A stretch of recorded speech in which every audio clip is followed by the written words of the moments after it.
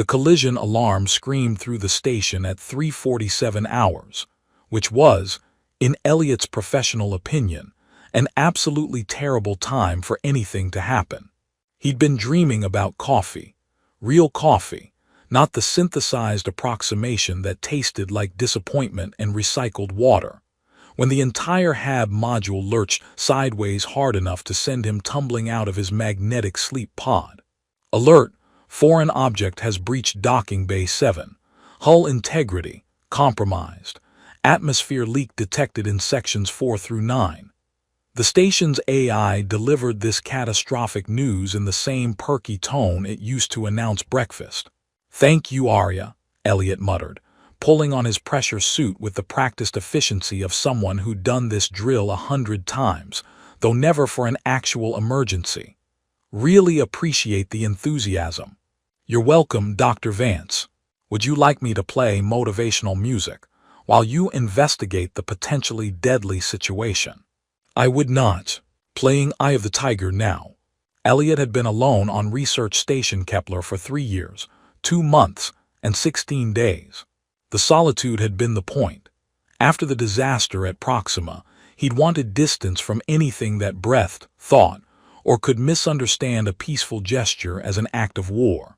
Out here, orbiting a moon that was slowly crumbling into its own gravity well, he had nothing but dead civilizations to keep him company. The dead didn't require diplomacy. They just required patience, careful documentation, and the occasional dusting. The docking bay was a mess. Emergency foam had sealed the breach automatically, but something had punched through the outer hull plating like it was made of paper. In the center of the bay, surrounded by twisted metal and still glowing faintly with heat, sat a pod. Not a human design. The angles were all wrong, too organic, as if someone had convinced metal to grow instead of being forged. Elliot's chest tightened. He knew those curves, that particular shimmer in the alloy. "Arya, run a full scan. Tell me I'm wrong about what I think that is." A pause. Even the AI seemed hesitant. "Alien construction, Doctor. 97% certainty. Life signs detected inside. 1 occupant, unconscious but stable." His hand drifted to his left shoulder, where beneath the suit, beneath the shirt, beneath everything, the scar tissue pulled tight. The weapon that made it had been alien too. He still remembered the sound it made, a whisper of displaced air before the burning started. Fabulous, just fantastic. He grabbed the emergency medikit from the wall locker. "Because my life wasn't complicated enough. Apparently the universe decided to mail me my favorite people." Sarcasm detected. "Would you like me to log this as a coping mechanism?" "Log it as whatever you want. Just keep the emergency beacon off unless I say otherwise." The pod's hatch had already cracked open, venting crystallized atmosphere in a glittering cloud. Inside, crumpled against cushions that looked like they'd been grown rather than manufactured, was a woman. She wore clothing that seemed to shift colors as he moved, adapting to the light in a way that human fabrics couldn't quite manage, though corporations had been trying to reverse engineer the effect for decades. Dark hair spilled across her face, and for a moment Elliot thought maybe his sensors were wrong, maybe she was human after all. Then he saw her ears. Elegant sweeps of cartilage that extended up and back, not quite pointed but definitely not human. Beautiful, he thought, then immediately felt like a traitor to every member of his team who hadn't made it off Proxima alive. He pulled her from the pod with more care than he wanted to feel obligated to give. She was lighter than he expected, or maybe 3 years of station gravity had made him stronger.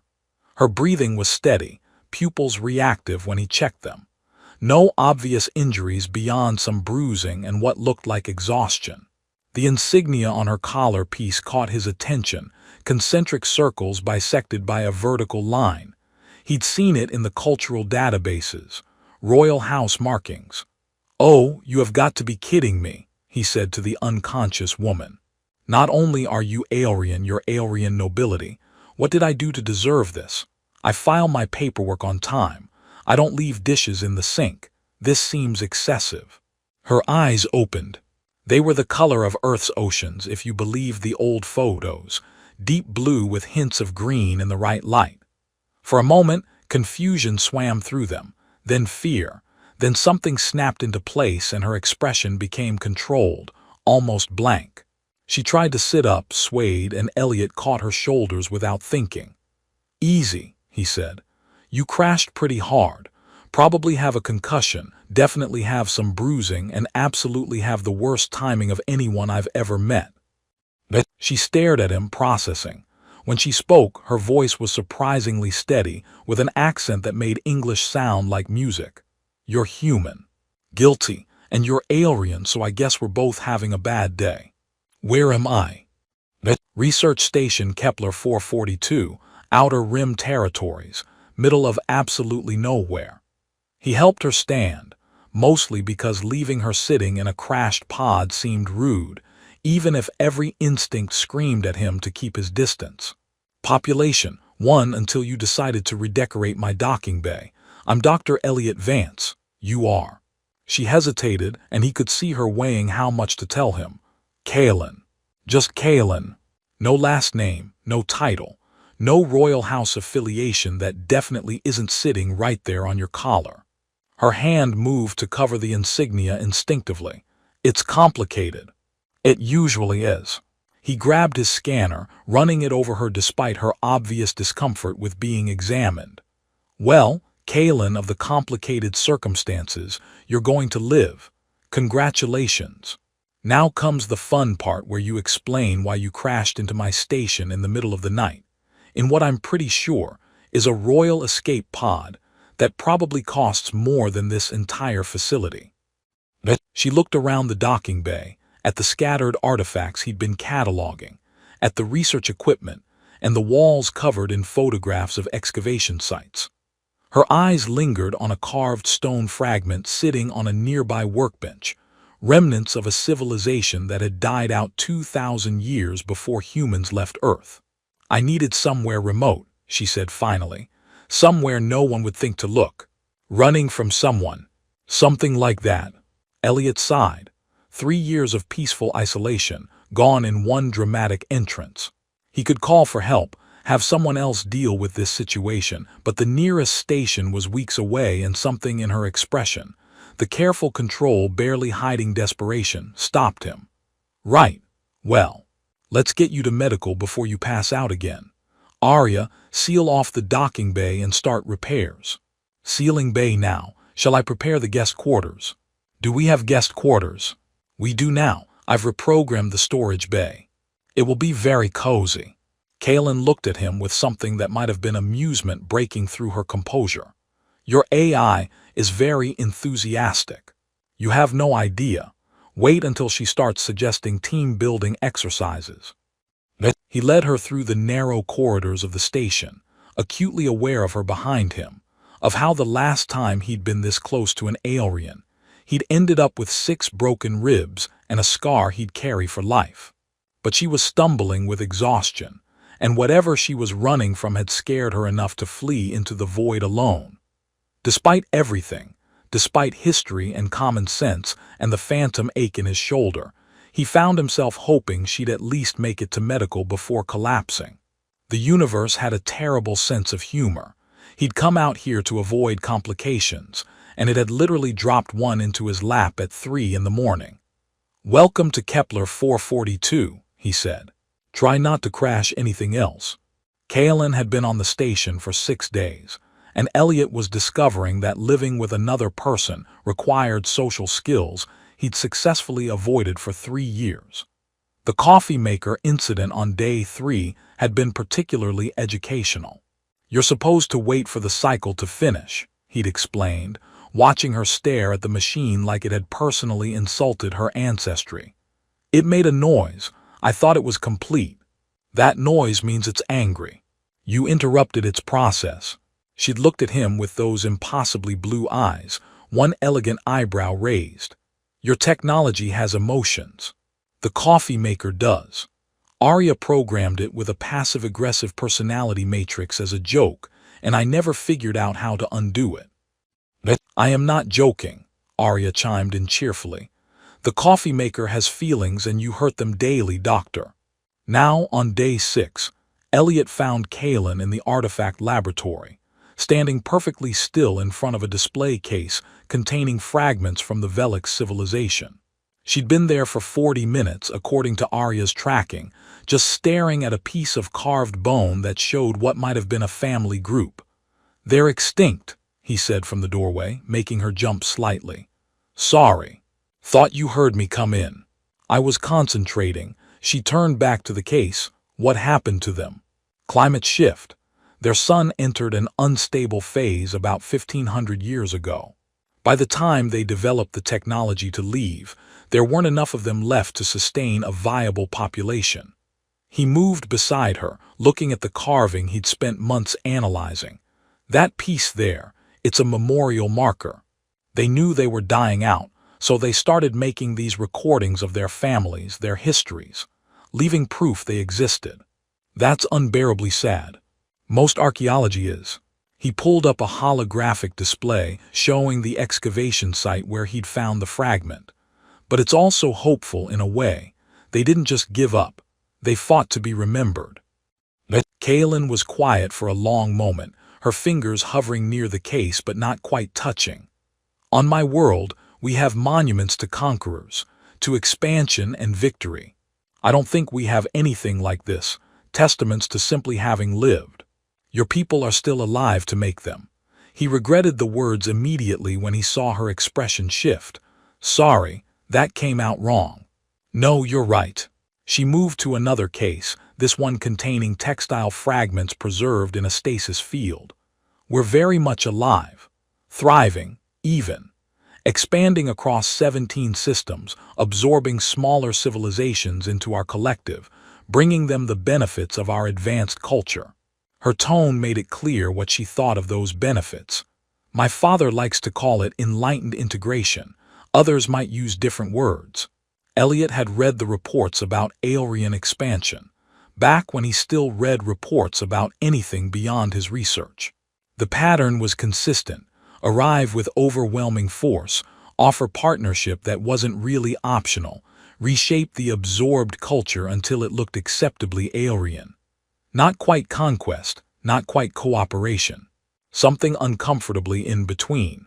"Is that why you ran? Couldn't stomach the family business?" She laughed, but it sounded bitter. "Something like that. They wanted me to marry a military commander from the 3rd Fleet. Strategic alliance to strengthen our hold on the buffer zones. Very pragmatic, very necessary for the continued prosperity of our people." She finally looked at him. "I said no. I'm guessing they didn't take that well." "Princesses don't say no. We smile and we represent and we do what's required for the greater good." She touched her collar where the insignia had been. She'd removed it days ago. "Except I did say no. And then I stole a pod and ran, which apparently makes me a traitor, a coward, and a disgrace to 5 generations of royal leadership. That's quite a resume." Elliot pulled up a chair, sensing this was going to be a longer conversation. "What did they offer? Marriage or execution?" "Marriage is execution, just slower."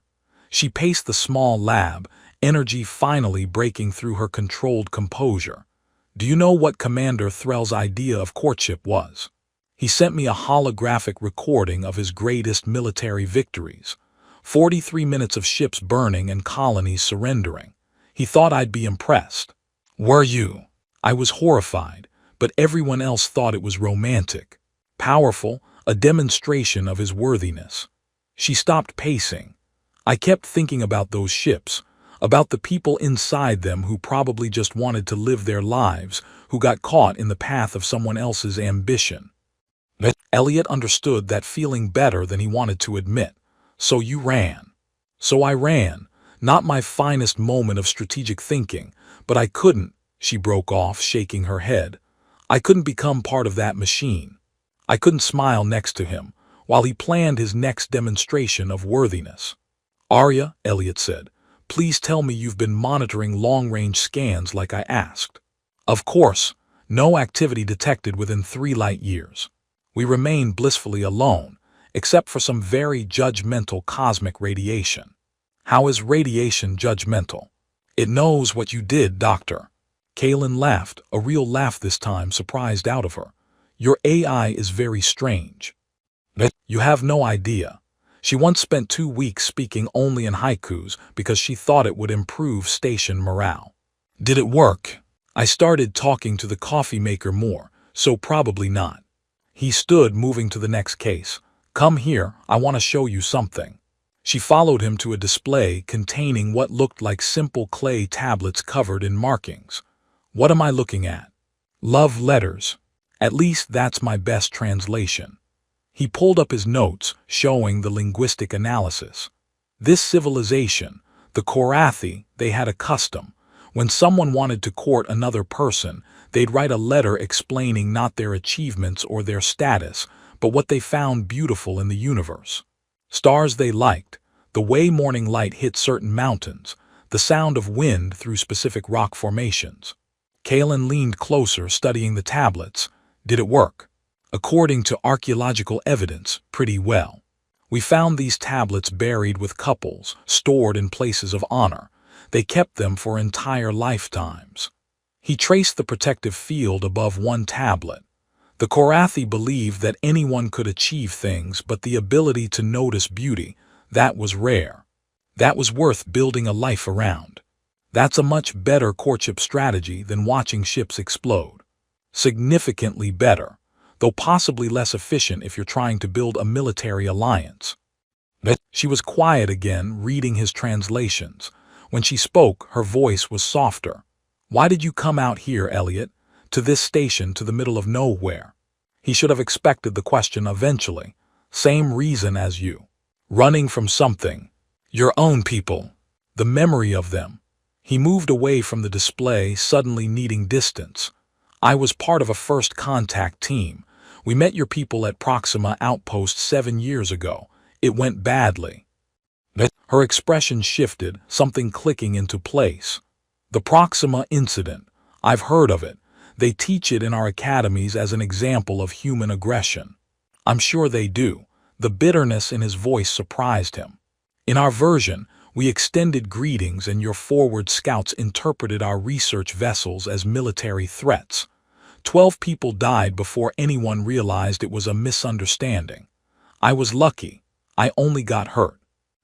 Kalen stared at him, and he could see her processing this, comparing it to whatever sanitized version she'd been taught. I'm sorry. Don't be. You weren't there. You were probably what teenager? Younger. 15. Just beginning diplomatic training. She wrapped her arms around herself. They told us humans were unpredictable, dangerous, that the incident proved the necessity of maintaining strong defensive positions during any interaction with unknown species. Right, because nothing says peaceful interaction like showing up with enough firepower to level a small moon. He caught himself, held up a hand. Sorry, not your fault. Like you said, you were 15. But I believed them. I never questioned the narrative until much later. She met his eyes. Until I started noticing how many of our narratives justified force, how many of our victories looked like tragedies from other angles. The proximity alarm chose that moment to chirp, low and insistent. Both of them froze. Arya. Long-range scan detected Doctor. Single vessel, Aelrian signature. Currently 4 light towers out but heading this direction. They appear to be searching in a grid pattern. Kalen's face went pale. They found me. Maybe, or maybe they're just sweeping the sector. He pulled up the sensor data, analyzing the search pattern. Arya, how long before they reach scanning range? At current speed, approximately 18 hours. 18 hours. Elliot looked at Kalen, at the fear she was trying to hide behind royal composure, and felt something shift in his chest. He'd come out here to avoid complications, to avoid caring about anything that could hurt him again. But she was standing in his lab, surrounded by testaments to dead civilizations, running from an empire that wanted to make her into something she wasn't, and he was tired of running. Right, he said. Time to make this station very uninteresting to scan. The Aelrian scout ship arrived in 14 hours instead of 18. which Elliot felt was deeply inconsiderate given how much effort he'd put into masking the station's signature. He'd rerouted power, shut down non-essential systems, and even convinced Arya to stop broadcasting her daily motivational messages into the void, a sacrifice she'd called spiritually devastating. "They're hailing us," Arya announced. "Also, I miss talking to Space. Space is a good listener. Put them through." Elliot straightened in the command chair, very aware of Kalen hidden in the artifact storage bay 2 levels down. "And please try to sound like a normal station AI. I am deeply offended by the implication that I am anything but normal." The view screen flickered to life, showing an Aelrian officer whose expression suggested he'd rather be anywhere else. His uniform was pristine, his ears adorned with small silver cuffs that probably denoted rank. Behind him, Elliot could see the sleek interior of a military vessel, all flowing lines, and that particular shade of blue-white lighting the Aelrian seemed to favor. "Research Station Kepler 442, this is Scout Vessel Meridian. We're conducting a search operation in this sector. Prepare for inspection." "Good morning to you too," Elliot said pleasantly. "I'm Dr. Elliot Vance, and I'm afraid inspection won't be possible. This is a licensed archaeological research facility operating under Outer Rim Accords. You'll need authorization from the Human Colonial Administration before boarding." The officer's eyes narrowed slightly. "We have reason to believe you may be harboring a fugitive from Aelrian justice." "A fugitive, here."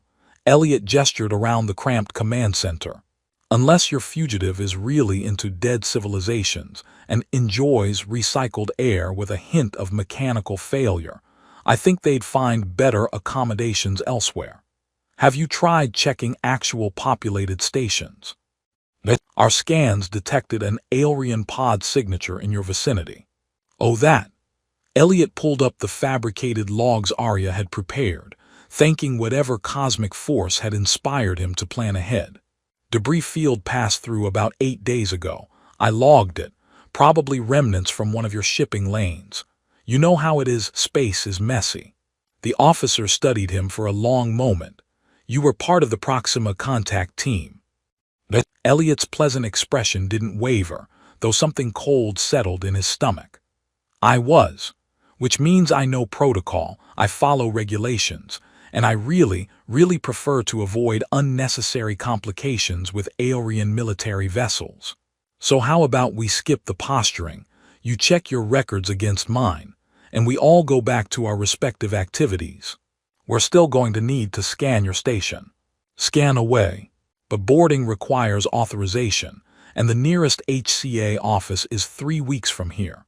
I can file the request if you'd like to wait." The officer's jaw tightened. Elliot recognized the expression. Someone with orders they didn't like trying to figure out how much trouble they'd get into for exceeding them.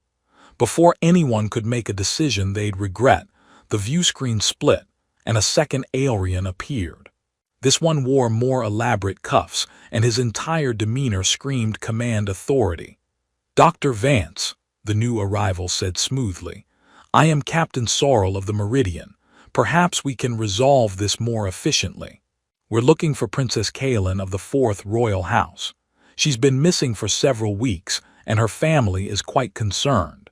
"Princess?" Elliot raised his eyebrows. "I'm definitely harboring the wrong class of fugitive then. Most exciting thing on this station is a tablet from the Korathi period, and it doesn't even do anything. Our long-range scans detected an active Aelrian biosignature on your station approximately 6 days ago. Your scans are either extremely good or extremely wrong." Elliot leaned back, trying to project the casual confidence of someone with nothing to hide. "I've been alone out here for 3 years. Unless the princess shrunk down and hid inside my coffee maker, which, admittedly, has been acting suspicious lately, I think your equipment needs recalibration."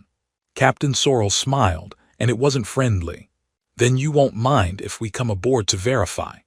"I'll mind the massive violation of research station protocols, the potential contamination of archaeological samples, and the general principle of the thing. But sure, if you have authorization, feel free. We can obtain authorization. Great, I'll be here, probably for the next several years given my funding cycle. Elliot glanced at his screens as if bored. Was there anything else? The captain's expression hardened. You're protecting her. I'm protecting my research. There's a difference. She's a traitor to her people. Providing her asylum would be considered an act of aggression. Good thing I'm not providing asylum to anyone then. Elliot met the captain's gaze steadily. Look, I get that you have a job to do, but I also have a job, and it involves not getting my station shot up by trigger-happy scouts because of a sensor glitch. So here's what's going to happen. You're going to run your scans, confirm that I'm just a boring archaeologist doing boring archaeology things, and then you're going to continue your search somewhere more interesting. Before Captain Sorrel could respond, his vessel lurched. Alarms started blaring in the background of the transmission, and someone off-screen shouted something about hull integrity. The view screen flickered. What did you do? Sorrel demanded. Nothing, Arya, what's happening? The moon is experiencing a gravitational flux event.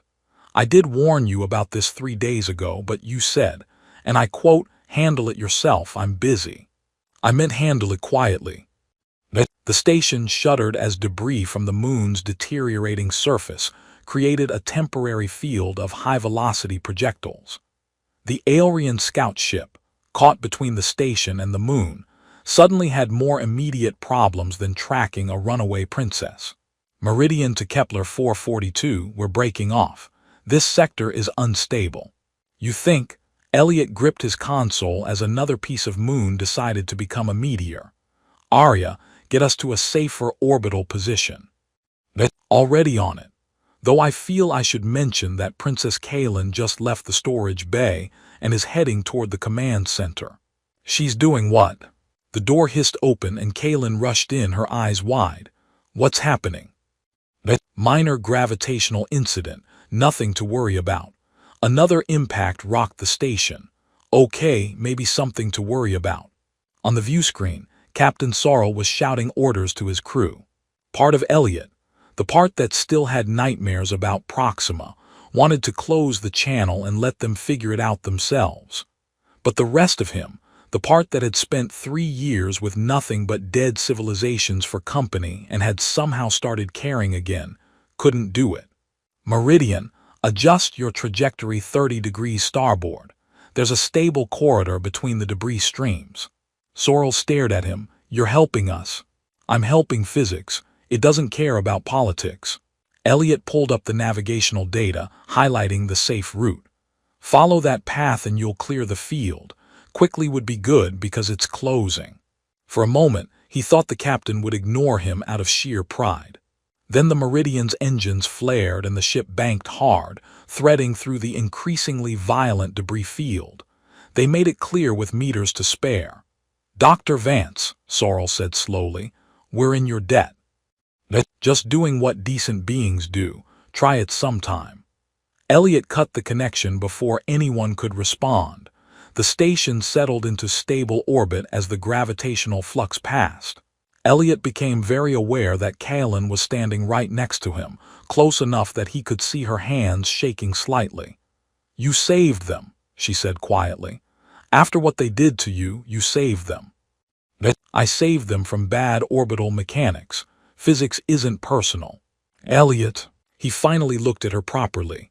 What did you want me to do? Let them die? I'm not. He stopped, swallowed hard. I'm not them.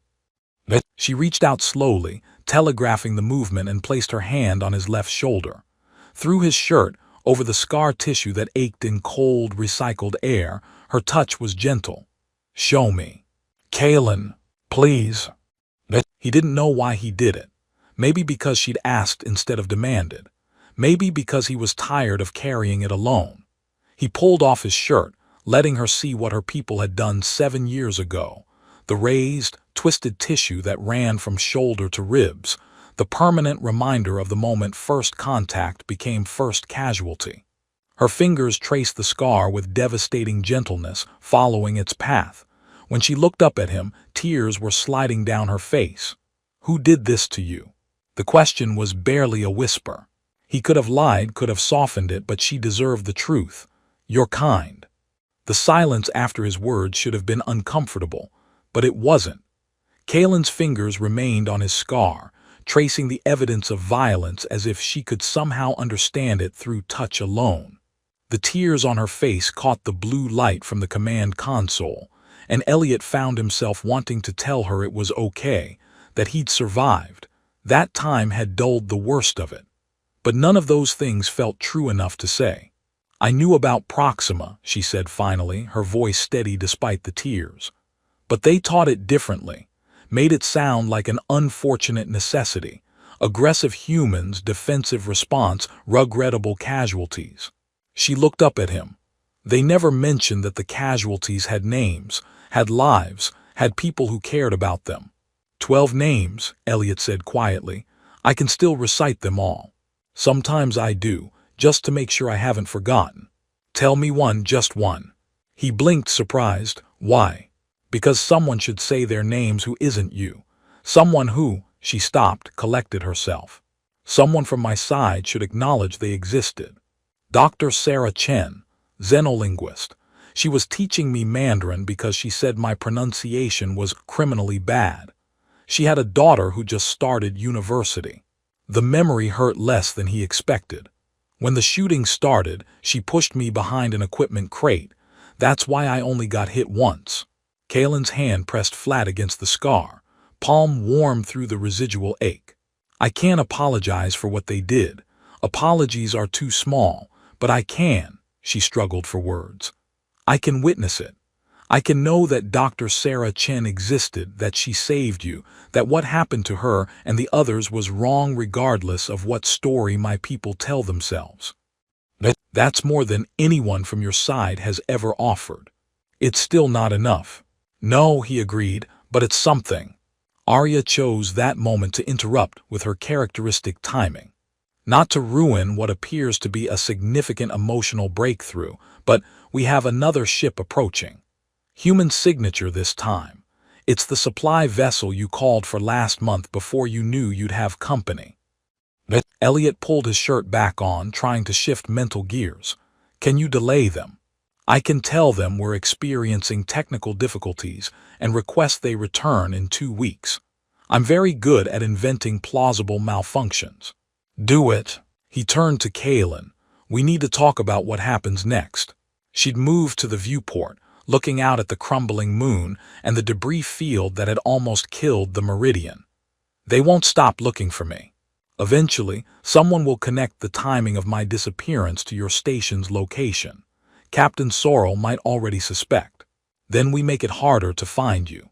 Arya can forge records showing you transferred to a different sector. We can plant false trails, create ghost signals. For how long? She turned back to him. A year, 5, the rest of my life. Her expression was resigned but not defeated. I chose to run, Elliot. I knew what that meant. Eventually they'll find me, and when they do, there will be consequences. So what, you're just going to give up? Fly back and marry Commander Warship Enthusiast? She laughed, startled. That's not his actual title. It should be. Put it on his dress uniform. Commander Threll, Enthusiast of Warships, First Class. He moved beside her at the viewport. You ran for a reason. Don't let them convince you it was the wrong one. I'm one person. They're an empire. The mathematics are not favorable. The Korathi were one civilization on a dying world, but they made sure their love letters survived 1,500 years. The Veliks knew they were going extinct, but they carved memorial markers anyway. He gestured toward the artifact labs below. Defiance doesn't have to be loud to matter. You're using dead civilizations to make a point about my life choices. I'm an archaeologist. It's literally all I have. He caught her hand, surprising himself. Look, I came out here because I wanted to forget that caring about anything hurt. Spent 3 years hiding from complications, from connections, from anything that might require me to be human instead of just a researcher. And then you crashed into my docking bay and ruined my very comfortable isolation. I'm sorry. Don't be. I needed the interruption. He squeezed her hand gently. You showed me something I'd forgotten, that some things are worth the risk of getting hurt again, worth standing up even when the odds are terrible and the consequences might be worse. Kalen studied their joined hands. You're saying I should keep running. I'm saying you should keep choosing. You chose not to become part of something you couldn't stomach. That took courage. Don't let them make you regret it. Arya, Kalen said suddenly, what would it take to completely falsify someone's death? The AI paused for a theatrical length of time. Are we talking theoretical falsification or practical application? Practical, very practical. Well, you'd need a plausible scenario. Perhaps a small craft suffering catastrophic failure in a debris field. You'd need scattered wreckage with the right biosignature traces. And you'd need someone willing to file a very convincing incident report. Arya sounded entirely too enthusiastic, hypothetically speaking, of course. Elliot caught on immediately. The Meridian saw us in the middle of a gravitational flux event, saw how dangerous it was. And if a small escape pod were to suffer an unfortunate malfunction during a subsequent flux event, Kalen continued, leaving minimal but identifiable debris. I'd be obligated to report it. Tragic accident. Princess Kalen lost to the hazards of space exploration. He met her eyes. They'd stop looking for someone they think is dead. It would be a lie. It would be a story. Sometimes stories are how we survive. She was quiet for a long moment, and he could see her weighing freedom against deception, survival against honor. Finally, she smiled, small but genuine.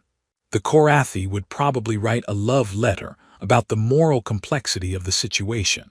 They'd find beauty in the audacity of it. Arya, Kalen said decisively, let's discuss the technical requirements of this hypothetical death. Excellent. I've been composing a tragic incident report in my spare processing cycles. Should I include a moving eulogy? Let's not oversell it. The next 6 hours were spent in careful choreography. They launched Kalen's damaged pod during the moon's next gravitational pulse, timing it so the tidal forces would tear it apart naturally.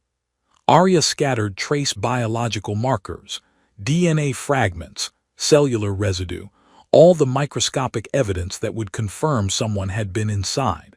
Elliot filed the incident report with appropriate horror and regret, noting that he tried to warn the princess about the dangers of attempting to leave during unstable conditions.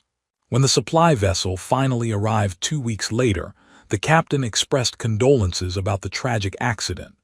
The story had already spread through the relay network. Princess Kalen, killed in a foolish attempt to evade capture, a cautionary tale about the price of defiance.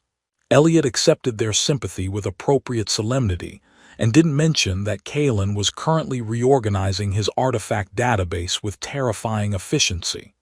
You alphabetized the Velix tablets, he said, finding her in the lab late one evening.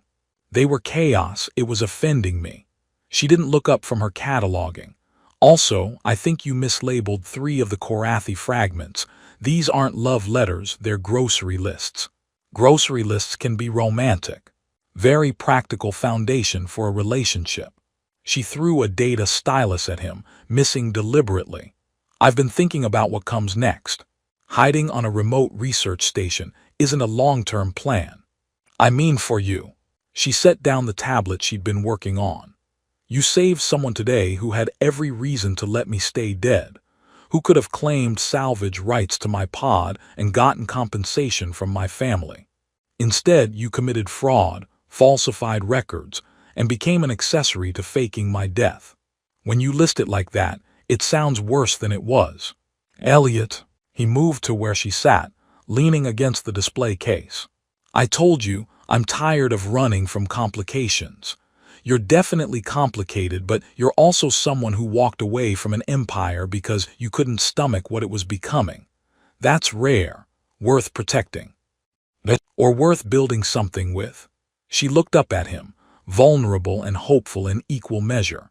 He thought about Sarah Chen pushing him behind cover, about 12 names he still recited, about 3 years of choosing safety over connection. Thought about this woman who traced his scars with gentleness and cried for people, she'd never met, and reorganized his database because chaos offended her sensibilities. The supply ship brought requisition forms for next year, he said. I could request additional research staff, someone with diplomatic training who's excellent at not existing officially. That's a terrible job description. It comes with shared quarters, questionable coffee, and a very enthusiastic AI. I am the best benefit package, Arya announced. Kalen laughed, and the sound filled something in Elliot's chest he hadn't realized was empty. I don't know anything about archaeology. I'll teach you, starting with the difference between love letters and grocery lists. Both involve desire. The distinction is philosophical at best. He kissed her then, gentle and careful, aware of everything they were choosing, the complications, the risks, the possibility that someone might eventually question the too convenient death, but also aware of what they'd found. Two people who'd run from different things and somehow ended up in the same orbit, building something new from the wreckage of what they'd left behind. When they pulled apart, Kalen was smiling. The Korathi would definitely write a love letter about this. What would it say? Something about finding beauty in the space between stars, in the quiet places where broken things learn to fit together differently. She touched his shoulder again, over the scar, claiming it as part of their story now instead of just his. In the courage it takes to start over. That's pretty good. You sure you're not a secret poet? Former princess, current fugitive, aspiring archaeologist, and apparently now a poet. It's been an eventful month. Outside the viewport, the dying moon continued its slow dissolution, each piece of debris a small defiance against entropy. Inside the station, surrounded by testaments to civilizations that had loved and fought and carved their names into permanence, two people who'd been shaped by violence chose something different. Not forgetting, neither of them would ever forget, but moving forward anyway, building carefully towards something that might survive them both. Arya, Elliot said, update station logs. We have a new research assistant. Doctor.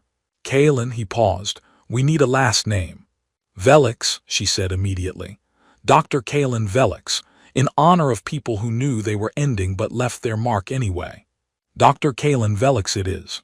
Welcome to Research Station Kepler 442. Try not to crash anything else. She kissed him again, laughing against his mouth, and somewhere in the distance, Arya started playing triumphant music that neither of them had the heart to stop.